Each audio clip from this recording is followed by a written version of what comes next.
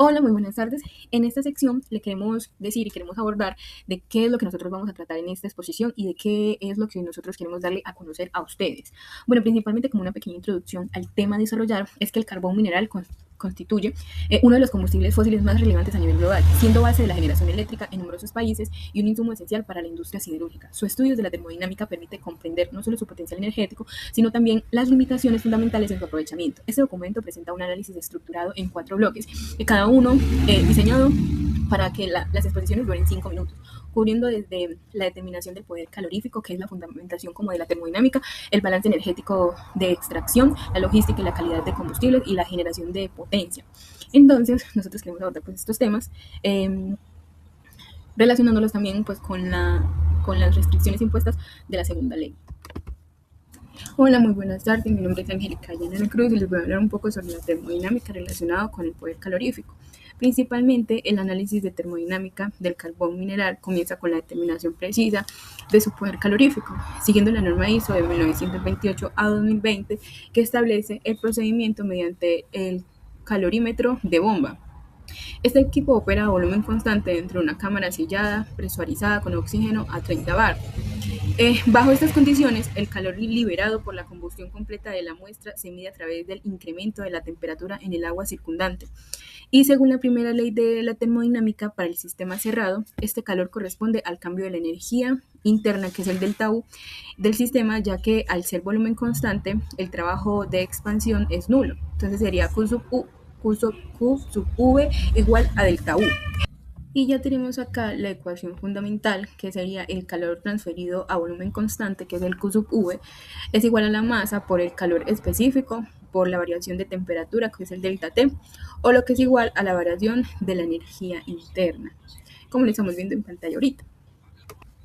Bueno, siguiendo con eso, pues sin embargo, en aplicaciones industriales reales como calderas y hornos, la combustión ocurre a presión constante, generalmente atmosférica o ligeramente superior. En estas condiciones, el calor intercambiado corresponde al cambio de entalpía, que es el delta H del sistema, según la relación termodinámica, que es el Q sub P igual a delta H. La distinción es crucial.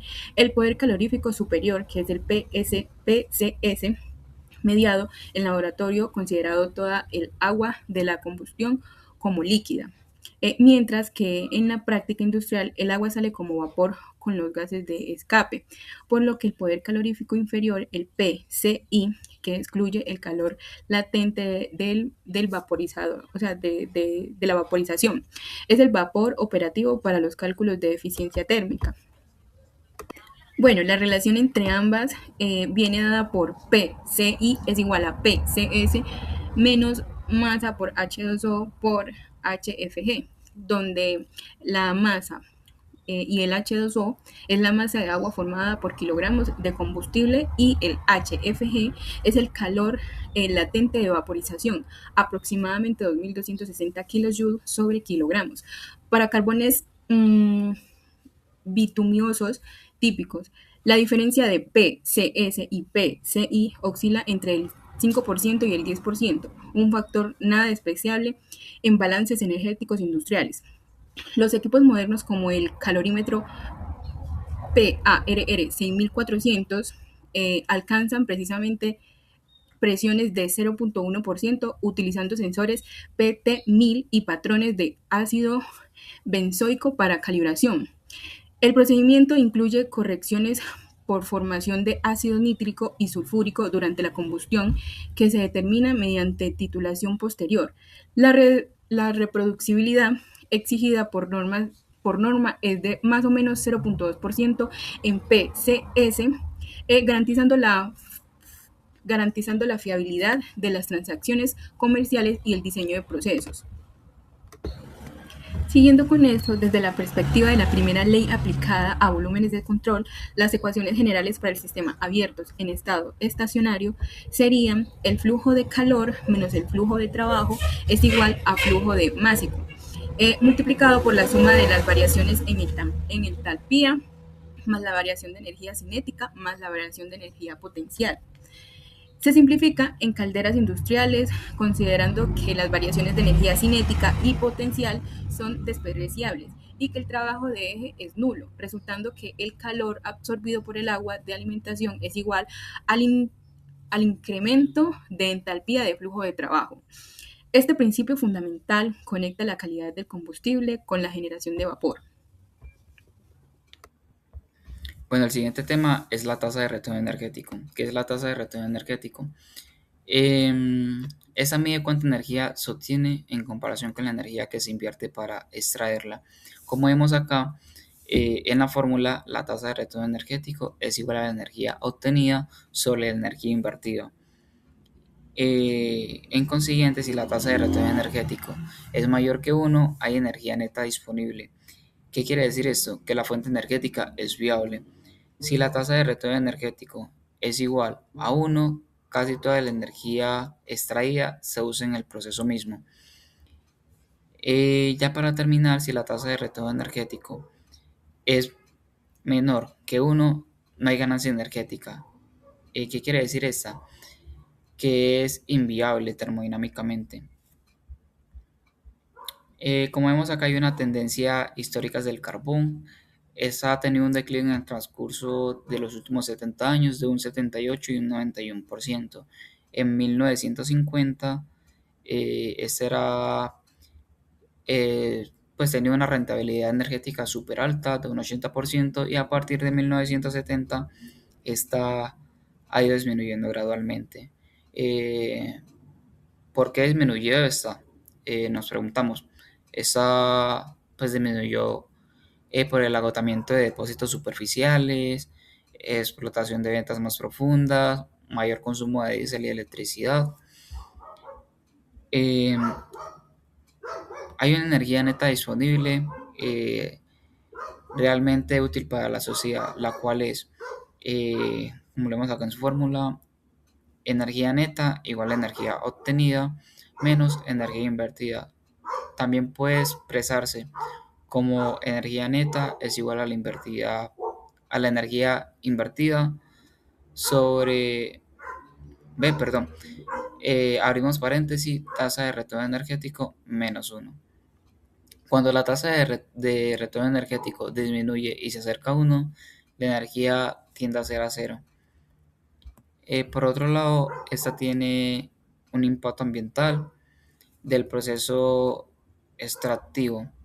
La energía invertida implica electricidad para maquinaria pesada, combustibles de diésel para transporte, explosivos, procesamiento y lavado de mineral.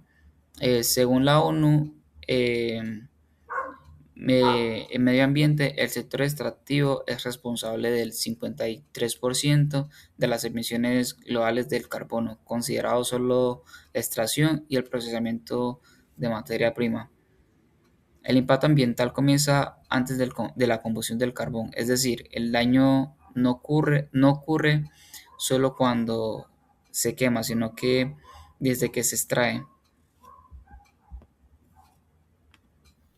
Buenas tardes compañeros, hoy vamos a hablar del transporte y almacenamiento del carbón mineral. Es muy importante esa parte de la cadena de distribución de este combustible fósil, ya que el carbón es un material muy poroso y tiende a absorber mucha humedad del aire, más o menos entre el 5 y el 15%, eso es una cantidad enorme, ya que pues al absorber humedad va a afectar su poder calorífico a la hora de agregarle calor para que entregue su energía, entonces pues obviamente esa agua va a afectar esa quema, esa combustión.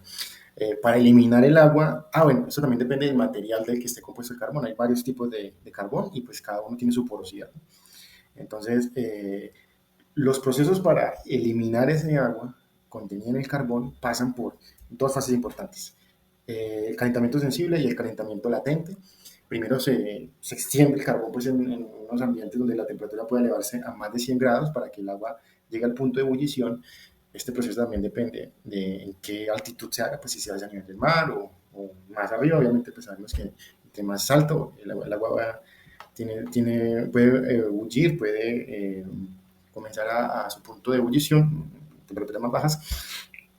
Y luego, después de que alcance los 100 grados, pasamos al estado de calor latente, donde agregamos energía al carbón sin elevar la temperatura para que la fase del agua pase de estado líquido a estado gaseoso y se pueda eliminar.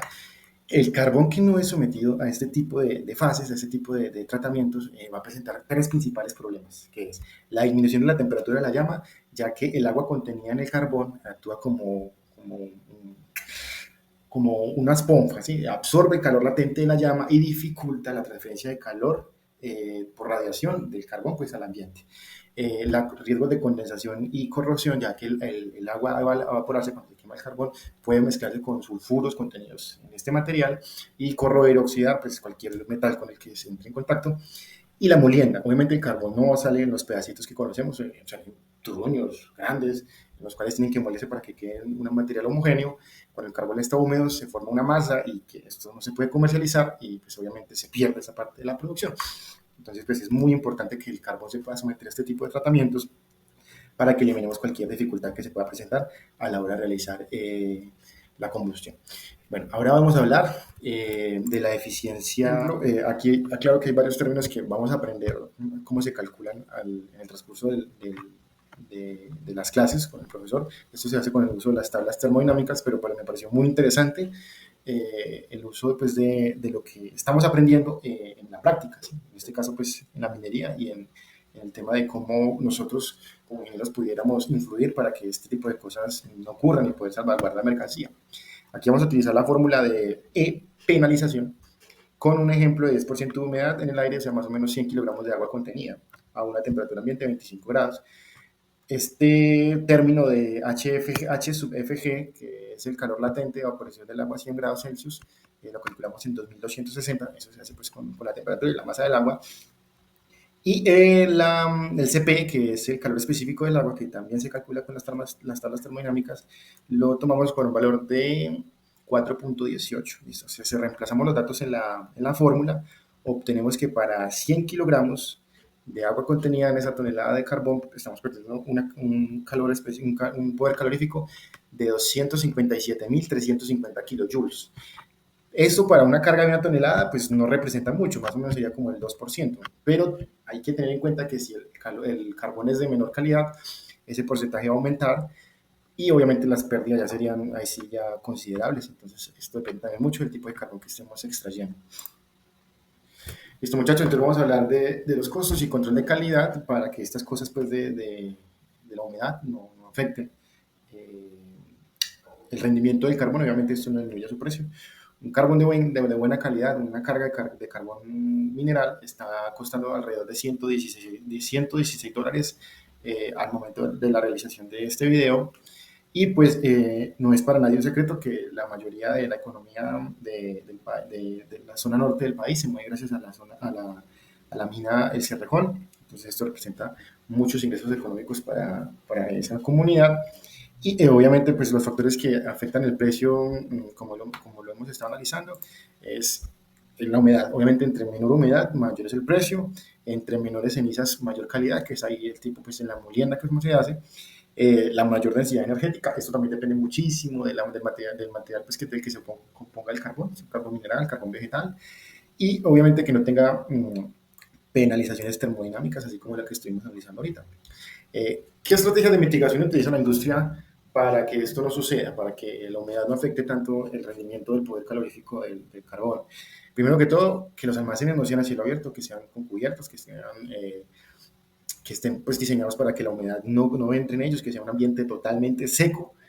Otra estrategia que se implementa es el precalentamiento del aire, entonces eso compensa la humedad relativa para que el carbón no absorba esa humedad. Y el sol, el secado previo del carbón, sí, el sol es una energía, pues por lo general, vamos a hablar del ejemplo del Cerrejón, en el que se encuentra una zona bastante, que recibe mucha radiación solar. Entonces, ese secado previo ayuda para que este material no se vuelva tan poroso y que la humedad que aún no ha penetrado, que se encuentra encima, así como estilo rocío, se evapore sin afectar la calidad del carbón. Bien, cuando hablamos de generar electricidad con carbón, lo que hacemos en realidad es un ciclo, el cual se denomina el ciclo Rankine. Bien dicho ciclo se basa en convertir energía química, en este caso carbón, en energía térmica, que sería calor, pasarlo a energía mecánica, que pues serían las turbinas, y por último en energía eléctrica, que serían los generadores. Este ciclo también pues es algo así como el corazón de las centrales térmicas de vapor, ¿está bien? Ahora, ¿cómo se los puedo explicar más fácil? Imagínense como una olla pitadora, una olla de presión, pero gigante. Pones agua en la olla, la calientas, el agua se convierte en vapor y el vapor tiene fuerza, ¿no? Ahora, imagina que en vez de el vapor irse libremente, hace girar una turbina gigante, por así decirlo. Eso básicamente es una central térmica, ¿bien? Ahora, ¿cuáles son los ciclos? Están descritos aquí en la diapositiva, pero se los explicaré de una forma un poco más amena, por así decirlo. Bien, el primer ciclo, el que tenemos hasta arriba, que dice 3-4, de 3 a 4, es cuando el agua líquida que sale del condensador está a baja presión, la bomba la comprime, en- para enviarla pues a la caldera. Un ejemplo más cotidiano sería como cuando usas una bomba de agua para subir a un tanque el cual está más elevado. Hay una importante aclaración en este aspecto, que consume poca energía, aparte el trabajo de la bomba es pequeño comparado al de la turbina, ¿de acuerdo?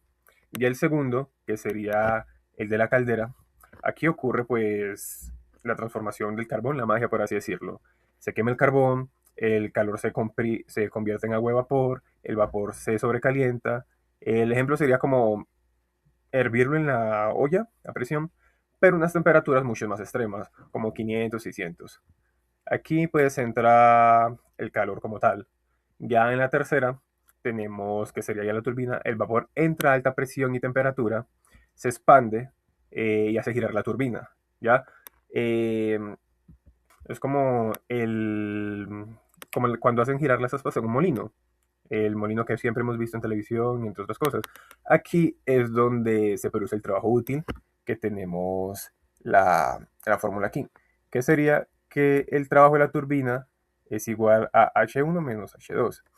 Bien, este es el trabajo que finalmente es lo que hace mover el coso eléctrico, ¿cómo es que? El generador eléctrico. Ahora, después de pasar por la turbina, el calor ya está cansado, ya perdió energía. Entonces se enfría, se convierte otra vez en agua y vuelve a retomar el proceso. Un ejemplo cotidiano sería cuando el vapor del baño toca el espejo frío y se vuelve nuevamente agua. Aquí se rechaza calor al ambiente, pues ya sea un río, mar o una torre de enfriamiento. Ahora, sé que lo hemos visto en clase, pero ¿por qué la eficiencia es solo de entre el 35 al 45%? Aquí pues entra más que todo en juego la segunda ley de la termodinámica, y es que ninguna máquina térmica puede convertir todo el calor en trabajo. Bien, el límite máximo lo da la eficiencia de Carnot. Pues la fórmula que hemos visto está aquí, se las escribo un momento para que pues la vean un poco más clara. Bien, y también pues para recordar un poco. Bien, ¿dónde se pierde más energía? Aquí entra un concepto clave, pues por así decirlo, que sería la exergía. Exergía, sí. Que esta quiere decir que es la parte de la energía que puede realmente convertirse en trabajo. Digamos, un ejemplo, vapor a 600 grados centígrados de una alta exergía. Entonces, pero el agua a unas temperaturas de 40, 50 grados ya tienen casi cero de esta exergía. En el condensador es donde más energía se extrae o se destruye, por así decirlo. Bien, eh, ahora, ¿cómo manejan cómo mejoran las industrias modernas para acercarse al límite de Carnot? Sobrecalientan el vapor, usan recalentamiento, ¿cómo se llama este proceso? Precalientan el agua con vapor y extraído, se llama regeneración, y, y bajan la presión del condensador, todo para aumentar la temperatura promedio de aporte del calor. Muy bien, ahora pasemos con lo que sería, pues ya lo tocamos, pero el límite de Carnot y las restricciones fundamentales. Bien, este límite fue establecido por David Carnot. Él demostró que ninguna máquina térmica puede ser 100% eficiente. La eficiencia máxima posible depende solo de las temperaturas. ¿Recuerdan la formulita que les presenté anteriormente? Es esta misma. Exacto. Esta es esta misma. Bien, como ven, tenemos la eficiencia en Carnot, 1 que hace parte de la fórmula, temperatura fría arriba, y temperatura caliente abajo. Digamos un ejemplo planteándolo en la cotidianidad, ¿cuál podría ser? Una fuente caliente, digamos, a 600 kelvins y una fuente fría a 300 kelvins.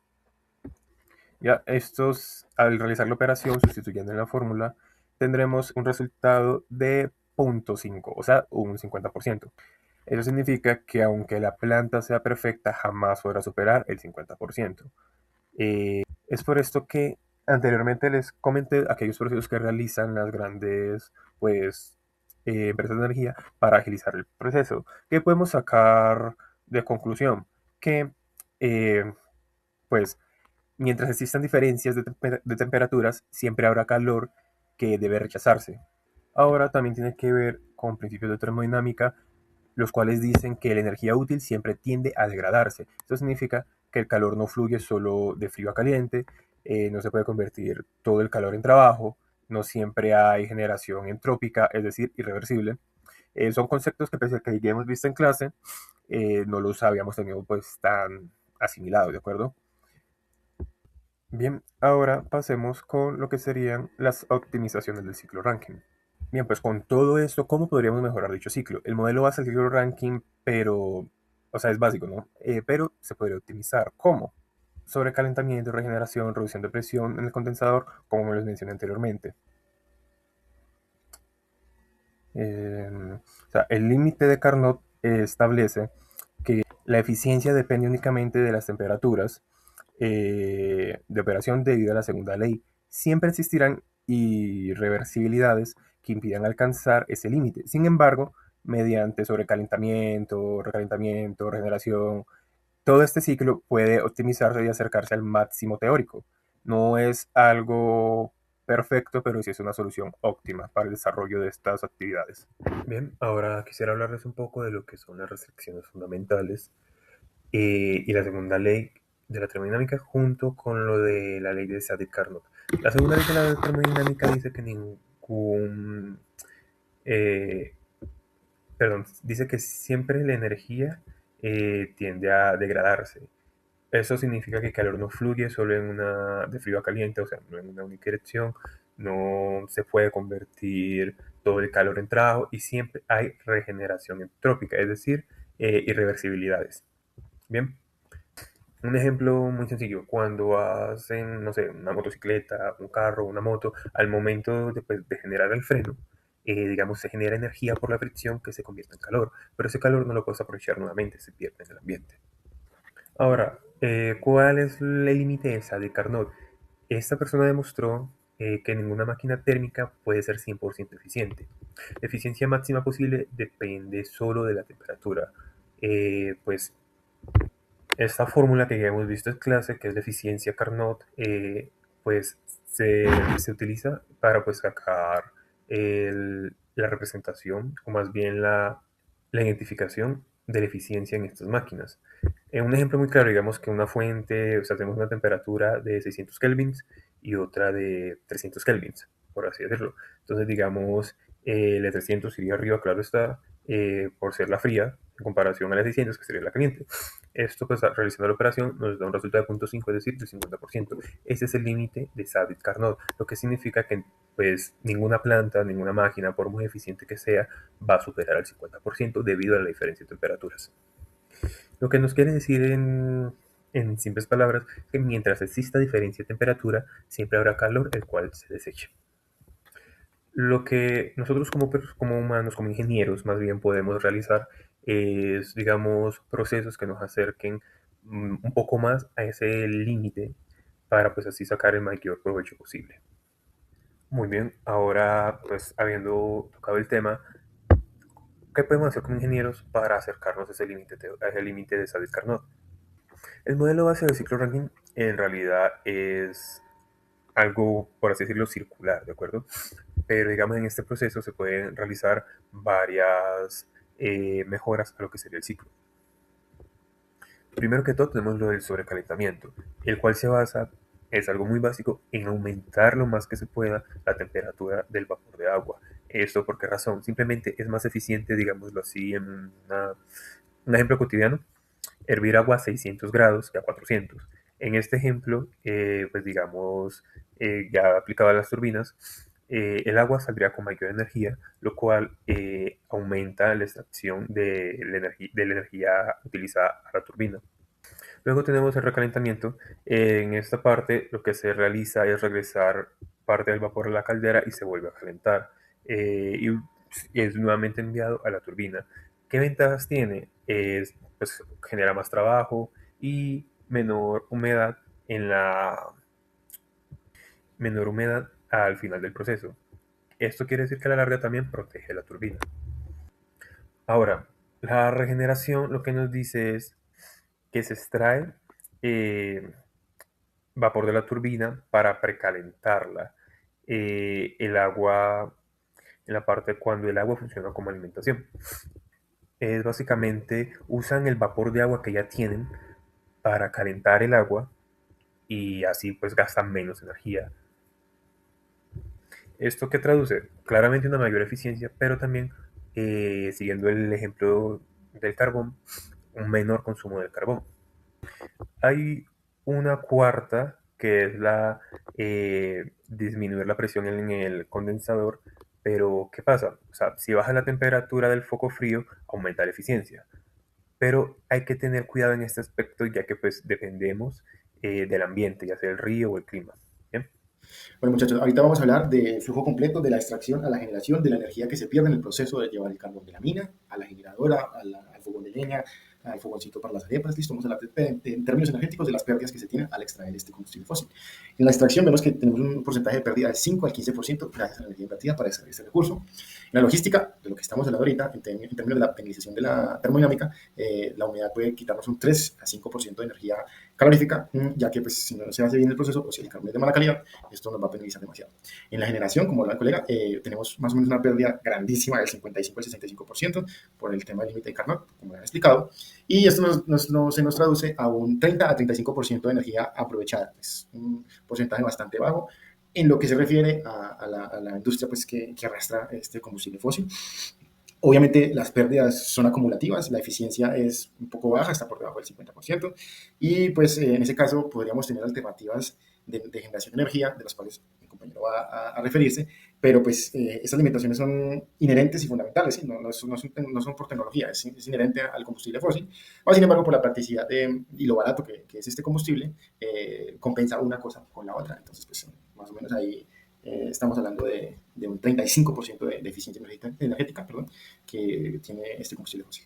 Bien, en conclusiones tenemos tres fundamentales, la cual sería la limitación teórica, pues por temas fundamentales, que es que la generación eléctrica con carbón está limitada por la segunda ley de la termodinámica, ¿cierto? Lo que significa que nunca podrá convertirse todo el calor en energía eléctrica, siempre habrá pues pérdidas inevitables asociadas a la entropía y al rechazo del calor. Tenemos también lo que es el límite de Sadi-Carnot como frontera teórica. El trabajo de Sadi demuestra que la eficiencia depende únicamente de las temperaturas de operación. Incluso con tecnologías perfectas, el sistema no puede superar dicho límite, ¿no? Ese límite. Lo que establece una barrera física y no tecnológica. También pues tenemos lo que serían las perspectivas, que sería primero que todo la perspectiva de mejora tecnológica, que aunque se pueda romper el límite teórico, si es posible no se puede romper el límite teórico, perdón, no es posible acercarse a él mediante optimización del ciclo de Rankine. Sobrecalentamiento, recalentamiento, regeneración, permiten mejorar la eficiencia real de las plantas modernas, más no llegar o superar dicho límite, simplemente acercarnos, como mencioné anteriormente, es una solución no perfecta, pero sí óptima. Ahora tengo lo que sería la perspectiva energética global, y es que la mayor parte de lo que es la energía del carbón termina como calor residual. Esto plantea desafíos ambientales y energéticos y obliga a reevaluar críticamente lo que es la sostenibilidad de los sistemas térmicos tradicionales.